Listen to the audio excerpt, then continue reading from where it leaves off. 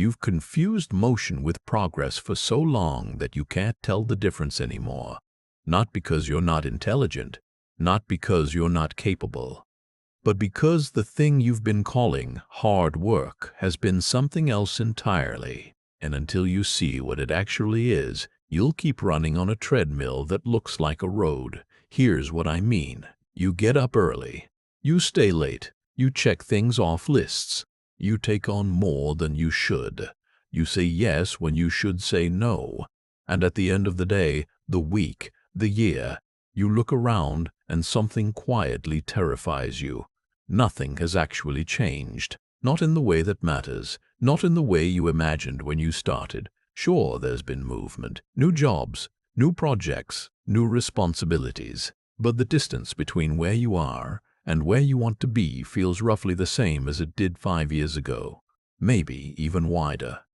And you can't explain it, because by every metric you've been taught to respect, you're doing everything right. This is where everything changes. The metrics are wrong, not slightly wrong, fundamentally wrong, and they were designed to be wrong, not by some conspiracy, but by a culture that benefits from your confusion.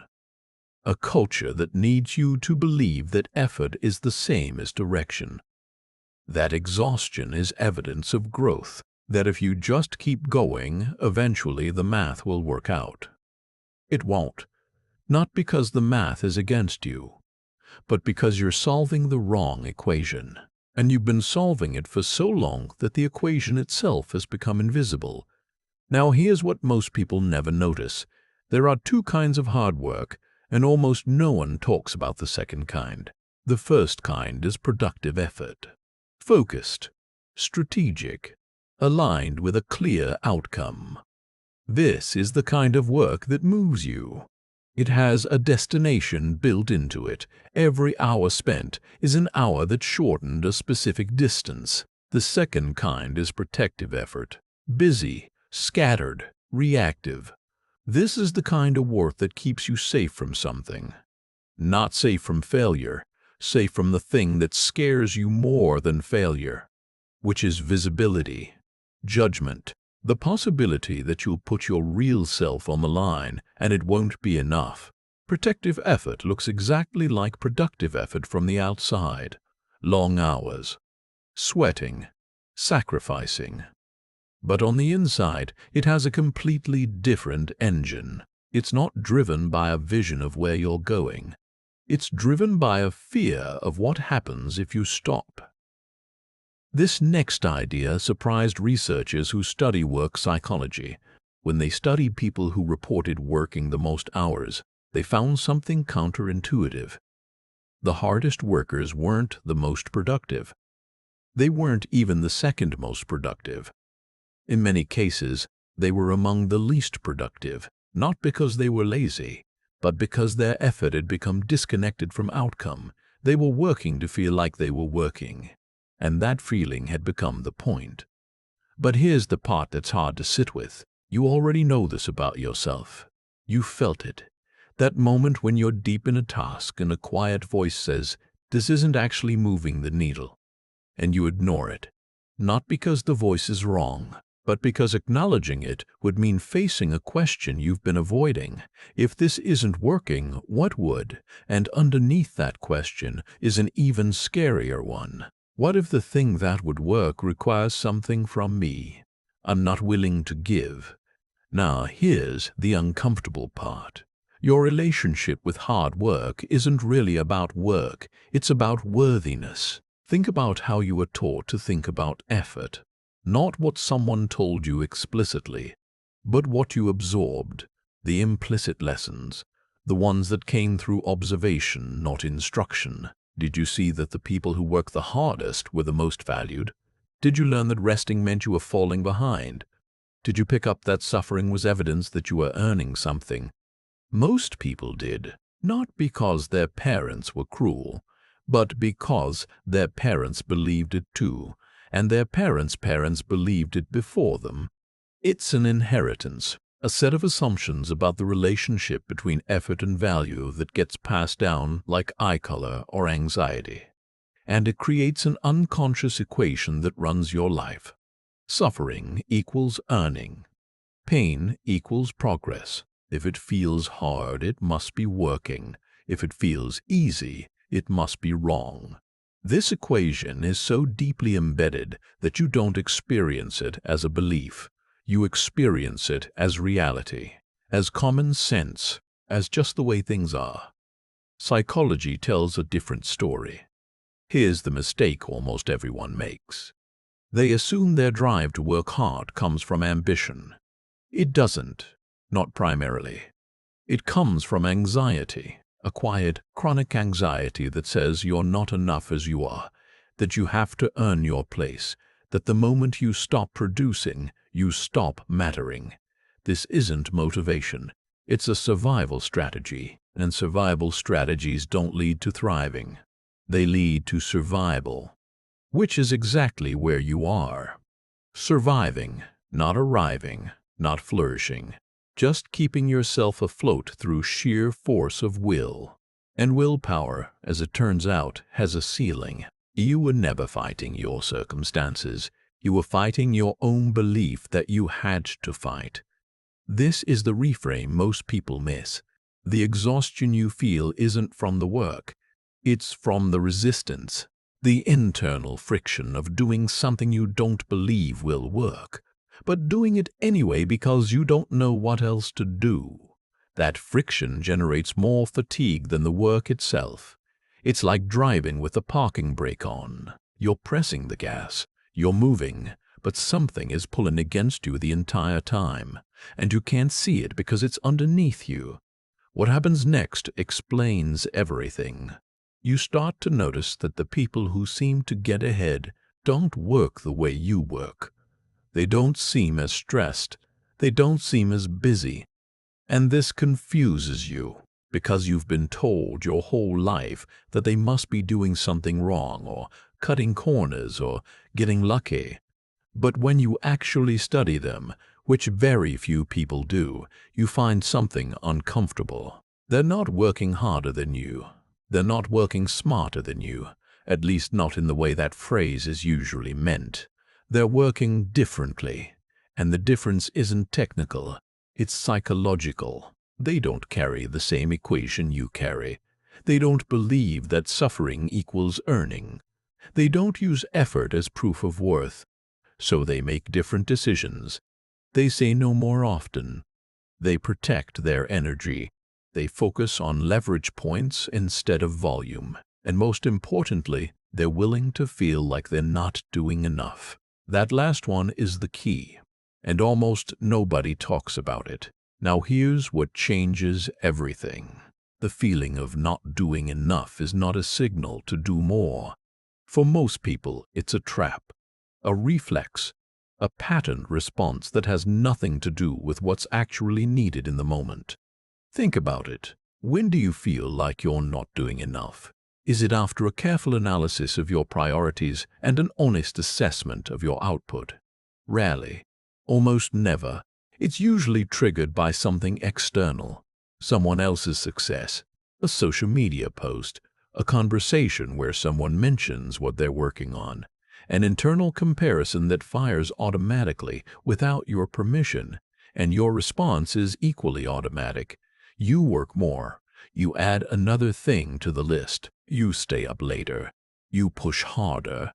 But you never stop to ask whether the feeling was accurate, whether not doing enough was even true. Because the feeling is so uncomfortable that your only goal is to make it stop. And the fastest way to make it stop is to do something, anything. This is protective effort in its purest form, not directed at an outcome, directed at a feeling. Very few people realize this. The hardest workers are often the most anxious people, and their work isn't driven by vision. It's driven by the need to quiet an internal voice that will never be quieted by effort, because that voice isn't saying you need to do more. That's what it sounds like. But what it's actually saying is you need to prove that you matter. And no amount of work ever proves that, not to the voice. Because the voice isn't evaluating your output, it's evaluating your worth. And worth, by definition, can't be earned through effort. If it could, the people who work the hardest would feel the most worthy. And they don't. They feel the least worthy, because they're the ones still trying to prove something that can't be proven through action. This is where most psychology content gets it wrong.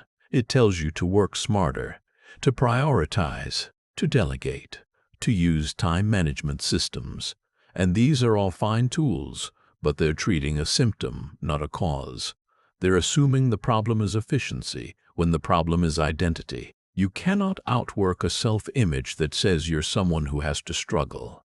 This is one of the most overlooked truths in human psychology. Your behavior is always consistent with your self-concept, not sometimes, always. If you see yourself as someone who has to fight for everything, you will create situations where you have to fight for everything. Not consciously, not deliberately, but reliably, consistently, as if the universe were confirming what you already believe about yourself. The universe isn't confirming anything. You are. Through choices you don't even recognize as choices. Here's the part that takes time to understand. You have an upper limit problem, not a work ethic problem. Every person has an internal thermostat for how much success, ease, and visibility they can tolerate before something inside them says, "This is too much," and starts pulling them back to a familiar level of struggle. This wasn't a conscious choice. It was installed early, through experiences where you learned that standing out was dangerous, where ease felt like you were cheating, where getting something too easily meant it wasn't real or wouldn't last. And now, every time you get close to a breakthrough, something happens. You get sick. You sabotage a relationship. You make a careless mistake. You suddenly lose motivation. You pick a fight. You distract yourself with something urgent but unimportant. It feels like bad luck. It feels like the universe testing you. It's none of those things. It's your thermostat, doing exactly what it was designed to do, pulling you back to the temperature you're used to, which is struggle, which is effort, which is the familiar feeling of working hard but not arriving. You don't need more discipline. You need to reset your thermostat. The people who seem emotionally strong aren't different from you. They simply have a different setting, not because they're more deserving, but because they absorbed different lessons early on, or they've done the uncomfortable work of changing the setting themselves. And changing it isn't about positive thinking. It's about something much more specific. Now here's the deepest cut. You're attached to your struggle, not because you enjoy it, but because it's the only version of you that you know how to be. Think about that. If someone offered you the exact result you want, but told you it would come easily, with no drama, no late nights, no heroic story to tell afterward, would you actually want it? For most people, the honest answer is no, not consciously. But if they really sat with it, they'd feel a resistance, a quiet voice saying that can't be right, or it has to be harder than that, or I haven't suffered enough to deserve that. This is the martyr payoff, and it's one of the most invisible forces in human psychology. The martyr payoff is the unconscious reward you get from being the person who tries the hardest, even if you fail, because trying hard gives you something that succeeding easily doesn't. It gives you moral ground. It gives you a story. It gives you the ability to say, "At least I gave it everything."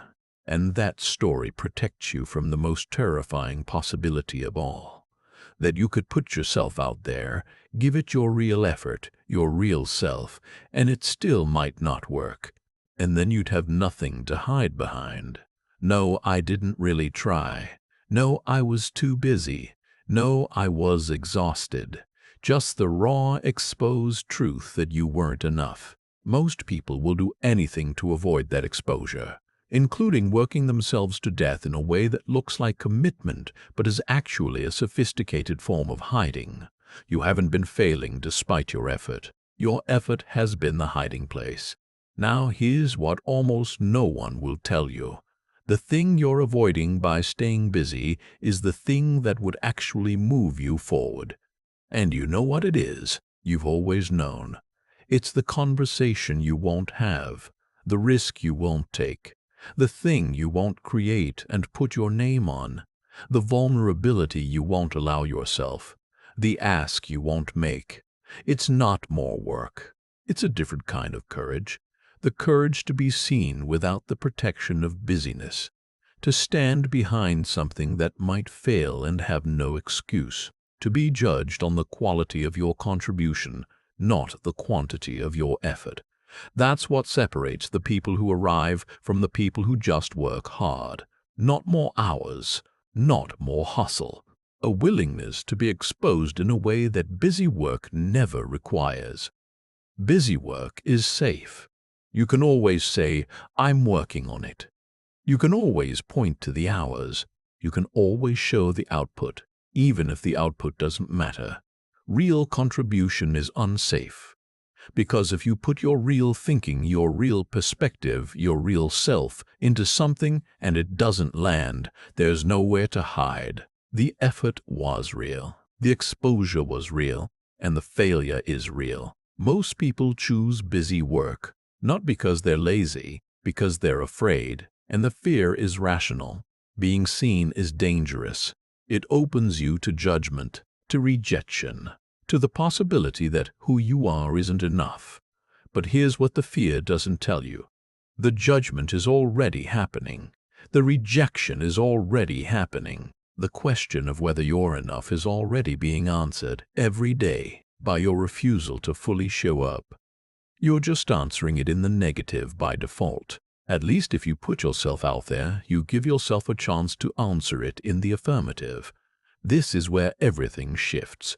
Not by doing more, by doing less of what doesn't matter and more of what does. And the reason this is so hard isn't because you don't know the difference. It's because the things that don't matter feel safer. Let me say that again, because it's the key to everything. The things that don't matter feel safer than the things that do.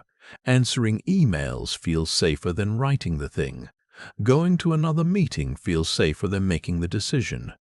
Organizing your files feels safer than shipping the project. Researching feels safer than creating. All of these activities look like work, they feel like work, they produce a sense of accomplishment, but they share one critical feature.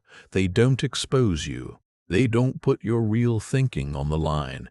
They don't create the possibility of meaningful failure. And that's exactly why you choose them. Not because you're avoiding work. You're doing plenty of that. But because you're avoiding the specific kind of work that would actually change something. The kind that requires you to have a point of view, to take a position, to be wrong, to learn in public instead of in private. Here's the pattern most people never see in themselves. They fill their days with preparatory work, research, planning, organizing, learning, networking. All of it has value. None of it is the thing, and they keep doing it because as long as they're preparing, they haven't entered the danger zone. They haven't committed. They haven't made themselves vulnerable to real feedback. Preparation is a form of procrastination that looks like productivity, and it's the most common form of self-sabotage among high-achieving people. Because high-achieving people would never admit to procrastinating, so they procrastinate in a way that still feels like achievement. But the clock is still running. The years are still passing, and the gap between where you are and where you want to be is still there, because preparation, no matter how thorough, never produced a result. Only commitment produces results, and commitment means entering the zone where you could fail in a way that matters. Now here's what changes everything about how you think about this. Trying and committing are not the same thing. And the difference between them explains more about who succeeds and who doesn't than any other single factor. When you try, you hold back, not obviously, not in a way anyone would notice, but internally you're keeping a distance from the outcome. You're saying to yourself, "I'll give this a shot." And that sentence contains an escape hatch. A shot implies something less than full engagement. It implies that if it doesn't work out, you didn't really commit. You were just trying. Commitment is different. Commitment is the removal of the escape hatch. It's saying, "I will do this, and I will deal with whatever happens when I do." It doesn't mean you'll succeed. It means you've closed the door on using "I was just trying" as a defense. Most people have never truly committed to anything, not their career, not their relationships, not their goals. They've tried lots of things, but trying and committing feel different in the body. And if you're honest with yourself, you know the difference. You felt it. Trying feels like effort. Commitment feels like weight. Trying feels like motion. Commitment feels like presence. Trying is something you do with part of yourself while the rest stays back, watching, evaluating, ready to pull the plug if things get too uncomfortable. Commitment is all of you showing up, not fearlessly, but fully. The goal isn't to become fearless. It's to stop letting fear make decisions while pretending it isn't. This is the reframe that most people miss about courage. Courage isn't the absence of fear. You've heard that before, but here's the part you haven't heard. Courage isn't even acting despite fear. Courage is noticing that fear is making your decisions and choosing to override it. Not once, not in a dramatic moment, but repeatedly in the small invisible choices that make up your day. Fear doesn't show up as a dramatic feeling. It shows up as a preference, a subtle leaning away from something, a sudden urge to check your email instead of writing the paragraph, a feeling that you should do more research before making the call, a sense that now isn't the right time. These don't feel like fear. They feel like wisdom, like prudence, like good judgment, and that's what makes them so dangerous. Fear disguised as common sense is the most effective form of self-sabotage there is, because you don't fight it, you agree with it. Very few people realize this. The voice that says "not yet" is almost always fear, not wisdom, not timing, not intuition. Fear, dressed in reasonable clothing. How do you tell the difference? There's one reliable test. Wisdom says "not yet" and here's exactly when and why. Fear says "not yet" and leaves it vague. Wisdom has a plan. Fear has a feeling. And that feeling is designed to keep you exactly where you are. Now let's go deeper into something that sounds simple but isn't. Leverage. The one concept that separates people who work hard from people who get where they want to go. Leverage isn't about working less. It's about making your work multiply. It's the difference between pushing a boulder up a hill yourself and building a system that moves 10 boulders while you sleep. Most hard workers don't think in terms of leverage. They think in terms of effort. How hard can I push? How long can I sustain? How much can I handle? These are the wrong questions, not because effort doesn't matter, but because effort without leverage has a hard ceiling. You can only push so hard for so long. There are only so many hours in a day, and the more you push, the more diminishing returns you get. Leverage removes the ceiling, not by making you superhuman, but by making your effort work on a different scale. There are many forms of leverage, but they all share one feature. They separate your time from your output, so that the output can grow without the time growing with it. A system is leverage, a process is leverage, a reputation is leverage, a skill that compounds is leverage. A relationship that creates opportunities is leverage. A piece of work that keeps producing value after you've made it is leverage. Most hard workers spend their time on things that have no leverage, tasks that, once completed, produce a result and then disappear. Emails, meetings, reports, errands. These things feel urgent. They feel important. But they have no multiplier. They're one-to-one. An hour of effort equals an hour of result. And then it's gone. What happens next explains why this pattern is so hard to break. The things with leverage feel less urgent. They feel optional. They can always be done tomorrow. And the things without leverage feel immediate. They're in your face. They're asking for your attention right now. So you spend your day on the urgent things which have no leverage, and you never get to the important things which have all the leverage. And at the end of the day, you're exhausted, but you haven't moved the needle, because the needle only moves when you work on leverage. And leverage never feels urgent. This is the trap that catches the hardest workers. Not laziness, responsiveness. Their willingness to respond to whatever is most immediate makes them incredibly valuable to everyone except themselves. Here's the mistake almost everyone makes. They think the solution is better time management. Block out 2 hours for deep work, turn off notifications, set priorities. These are fine practices, but they don't solve the underlying problem.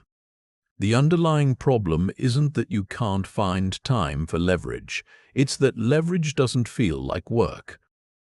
This sounds strange, but it's true, and understanding why is the key to breaking the pattern. You are taught that work should feel hard, that if it feels easy, you're doing it wrong, that real work produces sweat and strain. So when you sit down to do something with leverage, something that might actually move the needle, it doesn't feel right. It feels too easy, too quiet, too slow. There's no urgency. No one is waiting for it. No one will notice if you don't do it today. And that absence of pressure feels suspicious, like you're getting away with something, like you should be doing something harder, something that hurts more. So you abandon the leverage activity and go back to the familiar pain of urgent, non-leverage work. Because at least that feels like you're earning your place. Psychology has a name for this. It's called effort justification. When people invest effort in something, they value it more. Not because it's more valuable, but because they suffered for it. And the suffering creates an inflated sense of importance. This means the harder your work feels, the more important you think it is, even when it isn't, even when it's the least important thing you could be doing. The suffering itself has become the evidence of value, and that's a trap you'll never escape through more effort. Because more effort just creates more suffering, which creates more perceived value, which keeps you locked into the same pattern. You have to break the equation. Not by stopping effort, but by changing what you associate value with. Now here's the uncomfortable part. You probably know exactly what your leverage activities are. You've known for years. You can list them right now if you're honest. The things you keep saying you'll get to when things calm down. The things that nag at you in quiet moments. The things that, if you actually did them consistently, would change everything. You know what they are, and you avoid them. Not because you're lazy, but because doing them would force you to confront a question you don't want to face. What if I do this and it doesn't work? That question is the real barrier. Not time, not energy, not resources. The possibility that you'll invest yourself in the thing that matters, the thing with real leverage, and it won't produce the result you want. With urgent, non-leverage work, this isn't a problem, because you never expected it to change anything. You were just doing what was in front of you. If it doesn't lead anywhere, you're not disappointed, because you never let yourself hope. But leverage work is different. You know it matters. You know it could change things. Which means if you do it and nothing changes, it hurts. It means something about you. Or at least it feels like it does. So you keep yourself busy with safe work, work that can't disappoint you because you never expected it to fulfill you.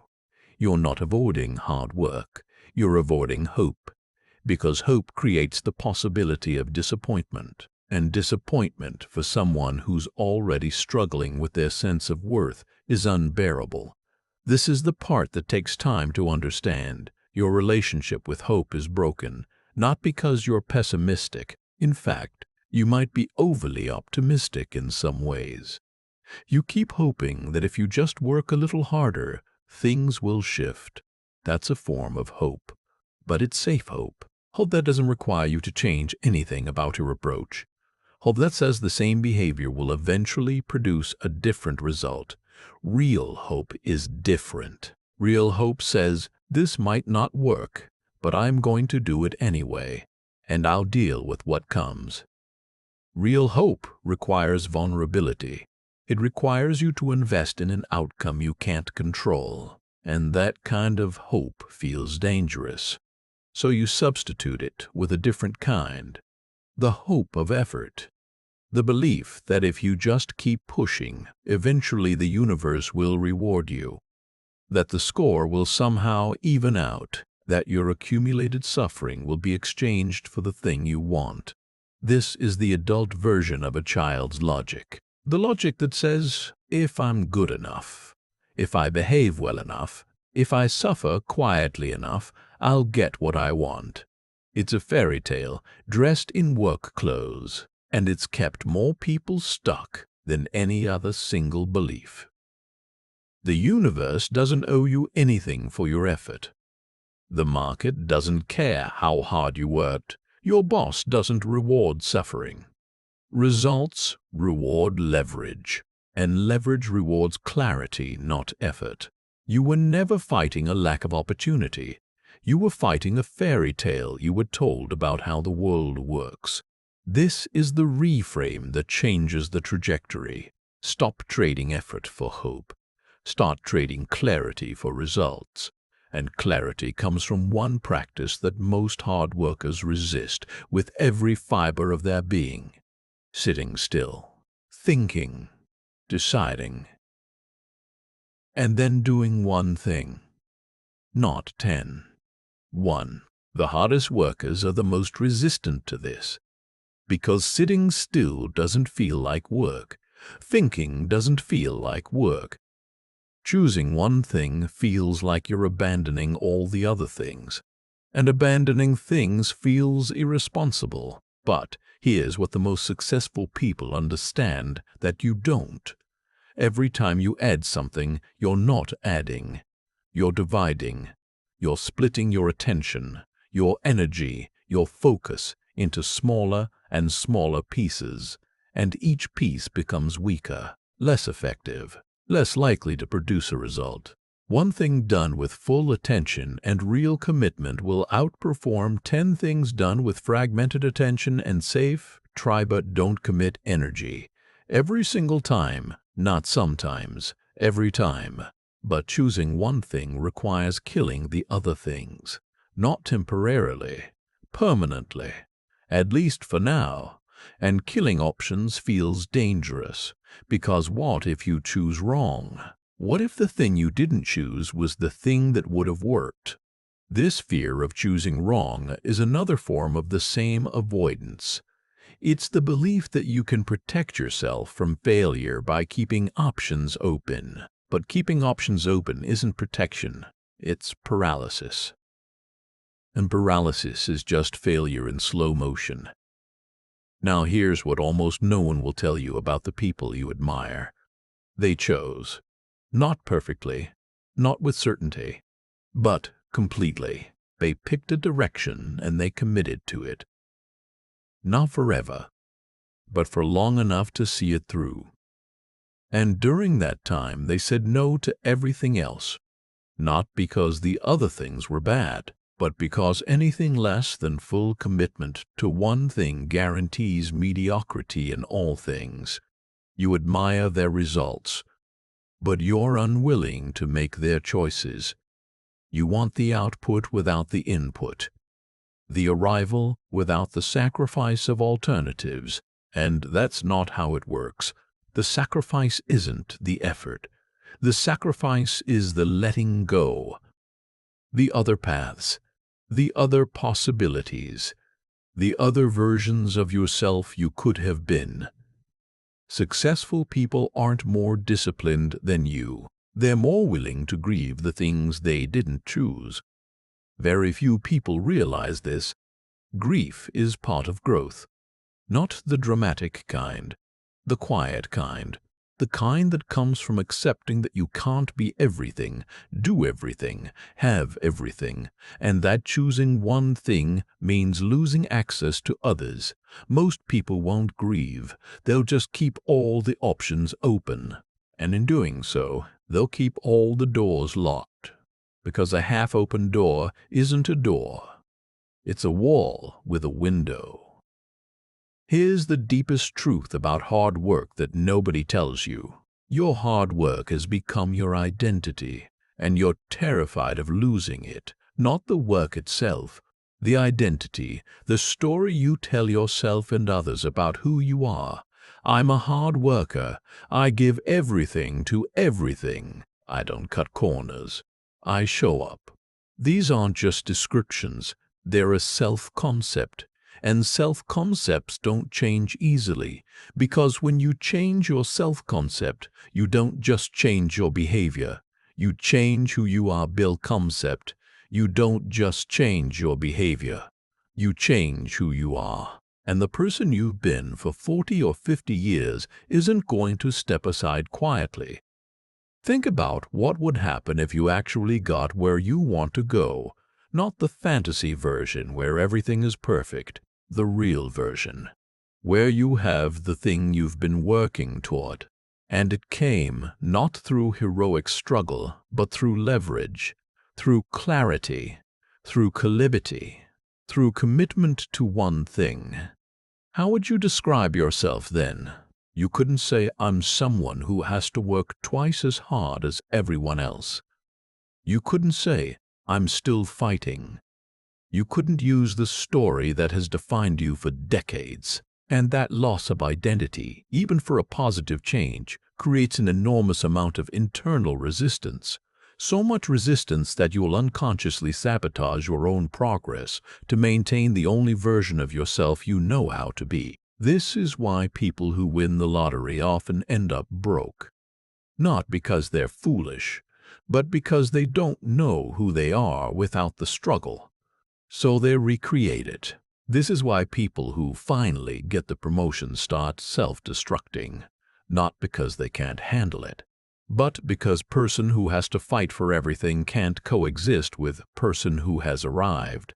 And the old identity wins. You are not your struggle. You are the awareness that chose the struggle. And that awareness can choose something else.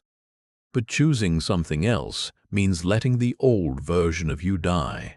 Not dramatically, not publicly, just quietly, internally, the way a season changes, not with an event, but with a gradual shift that you barely notice until one day you look around and everything is different.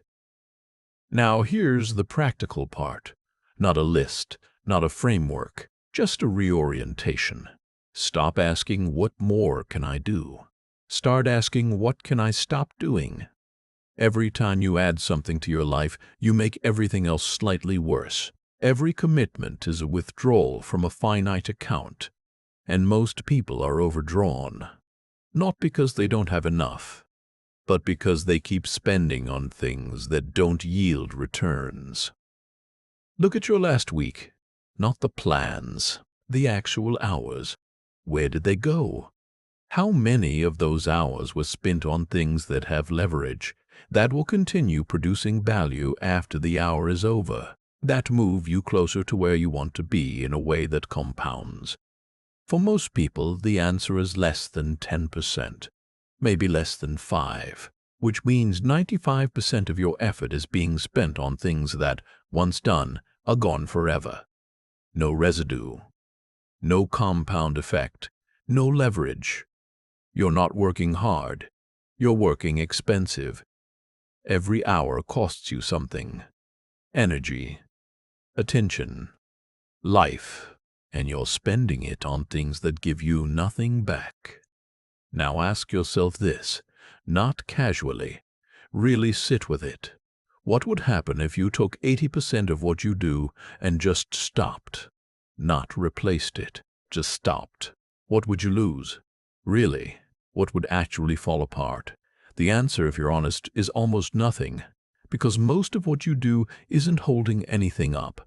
It's just filling time, protecting you from the silence, from the space where you might have to face the question of what you actually want to do with your limited hours on this planet. Here's what to do with this, not tomorrow, not next week, now. Pick one thing, one, not three, not a priority list. One thing that, if you did it consistently for the next year, would make the biggest difference in your life. Not the most urgent thing, the most leveraged thing. The most leveraged thing. And do only that, not all day. Maybe an hour, maybe two. But during that time, nothing else exists. No email, no phone, no quick check, just the one thing. And here's the part that matters more than the practice itself. Notice what happens when you sit down to do it. Notice the resistance, the urge to do something else, the feeling that this isn't real work, the anxiety that you should be doing more, the voice that says, this is too easy, something must be wrong. Don't fight the resistance, just watch it, because the resistance is the thing you've been avoiding seeing your whole life. It's the mechanism that's kept you working hard but never arriving. And once you see it clearly, once you watch it without running from it, it loses some of its power. Not all of its power, but enough to create a crack. And through that crack, something new can enter. This isn't about becoming a different person. It's about becoming an honest one. Honest about what you've been doing. Honest about honest about the fact that your hard work has been a hiding place, not a path. And from that honesty, a different kind of effort emerges. Not more effort, truer effort. Effort that's connected to outcome instead of anxiety. Effort that has a direction instead of just a duration. Effort that builds something instead of just burning fuel. The people who get where they want to go aren't harder workers than you. They're just no longer willing to work without leverage. They're no longer willing to confuse motion with progress. They're no longer willing to use effort as a substitute for commitment. And they've made peace with something that most people never make peace with. That the thing they want might not come. That they might commit fully, leverage everything, give it their real self, and still not arrive. And they've decided that this possibility is less painful than the certainty of staying where they are. That's the real difference. Not talent, not luck, not privilege. A willingness to be exposed, to be wrong, to fail in a way that matters, and to keep going anyway, not because the effort proves their worth, but because the thing they're building is worth building regardless of whether it works. You've been working to prove something, to yourself, to the world, to the ghosts of everyone who ever made you feel like you had to earn your place. Stop proving. Start building. They're not the same thing. Proving is about you. Building is about the thing, and the thing doesn't care how hard you worked on it. It only cares if it's good. You are not your effort. You're the one who chooses where to direct it, and that choice, not the hours, not the sweat, not the sacrifice, that choice is the only thing that has ever separated the people who arrive from the people who just work hard. Everything else is a story you've been telling yourself to make the distance feel less painful. But stories don't move you forward. Only choices do. And you haven't been making choices. You've been making motions. And motions, no matter how many, how fast, or how exhausted they leave you, don't go anywhere. They just keep you in place, while giving you the feeling that you're moving. which is exactly what you've been asking for. Not movement, the feeling of movement, not arrival, the appearance of trying. And the kindest thing anyone can tell you is that you deserve more than that, not more effort, more truth about what you've been doing, about why, about what you actually want, and about the fact that getting it doesn't require more suffering. It requires more honesty.